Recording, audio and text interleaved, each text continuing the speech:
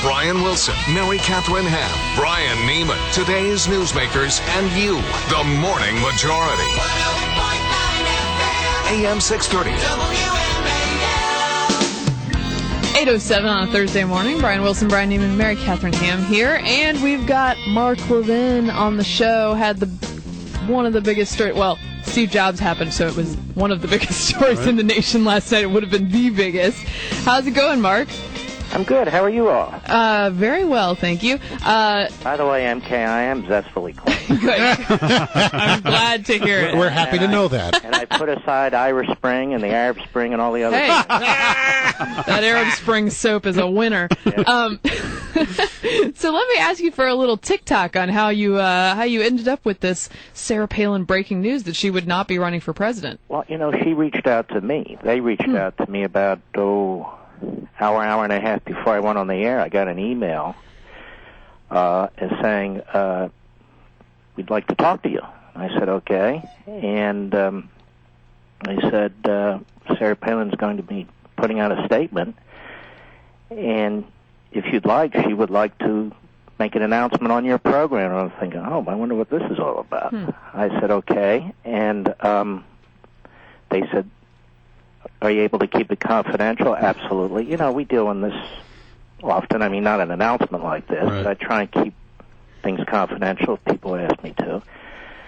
And I said, well, and they said she's decided not to run, but there are things that she definitely does want to do. And I have to tell you, from my point of view, I was disappointed. But Right. that said, I obviously did keep my word. And I tell you, I was nervous because I'm not a journalist. Mm-hmm. Like Brian with the eye over there. Yeah, that's right. Don't forget it either. I'm very opinionated, and I'm an advocate. So I wanted to do it right, and I think I did it right. And doing it right meant keeping my word and giving her an opportunity to speak. And that's what I did, because too often people are interrupting her, and if you actually let her speak, she's actually pretty intelligent. And I've heard some of your callers say, well, she's not prepared. This is very interesting to me. I don't know who is prepared and who isn't prepared. These processes tend to tell us. But I do know she's been flying all over the world. She's been putting out some very good stuff on these social sites about foreign policy and so forth. But, as an old bull myself, an old Reaganite, I can remember all these arguments. No, I'm not saying Sarah Palin's Reagan, but I'm also not saying she's unqualified. Mm-hmm. Right. But I do remember in '76 the establishment viciously attacking Reagan for trying to defeat Gerald Ford, and how he was a this and a that and had no foreign policy experience. He had very little foreign policy experience. And in 1980, people forget, in Iowa, he lost. And he went into New Hampshire, and he was losing. And that one moment with the microphone turned the whole thing around. Yeah. Herman Cain 3 weeks ago, he was the third tier. He wasn't even the second tier. So things do change, but she's decided not to run, so none of that matters. I have noticed, though, Mark, over the last 3 years, callers to our show, and I would think that most of them would be, leaning certainly to the right, if not all the way conservative. The support for her has diminished in the last couple of years. Well, if she got in and she was leading, support for her would pick up. What's happening, in my view, is conservatives, Tea Party activists, they're looking for somebody to take on the Romneys. They're looking for somebody to take on the Republican Party. They don't like the Republican Party. Mm-hmm. They don't like the leadership of the Republican Party. I'm not enthralled with it myself. And that's what's going on, and they're not sure who it is. And with the Tea Party is as much a philosophical movement as a political movement.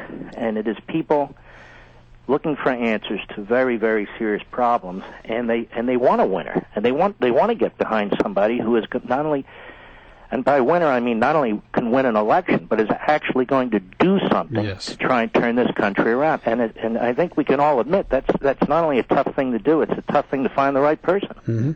So, Mark, as I look at this big CBS poll that came out the other day, the big headline out of it was, look, Cain is surging, and he's now tied with Romney in the CBS poll.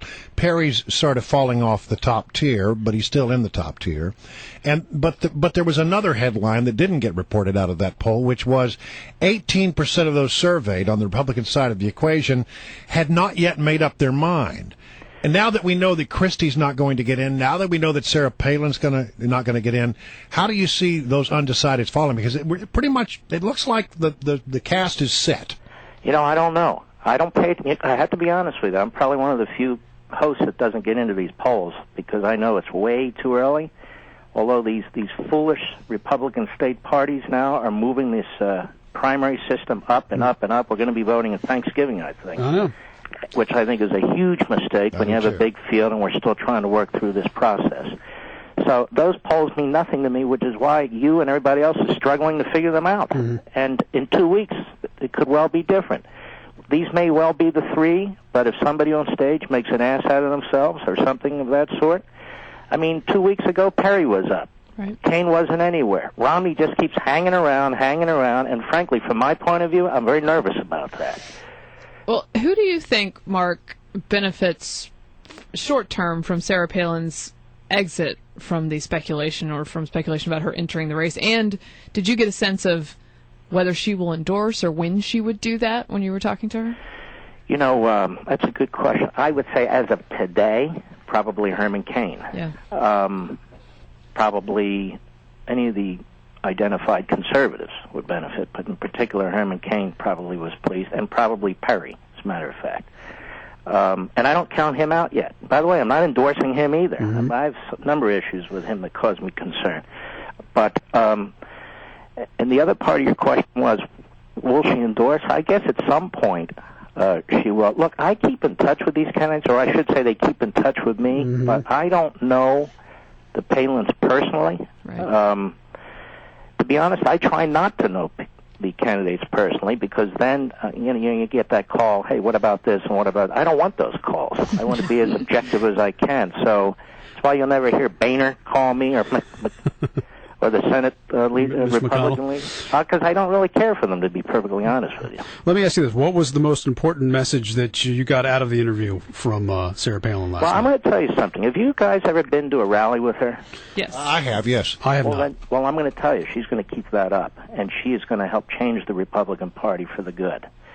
And she's a very, very powerful force in the Tea Party movement. She's helped galvanize it.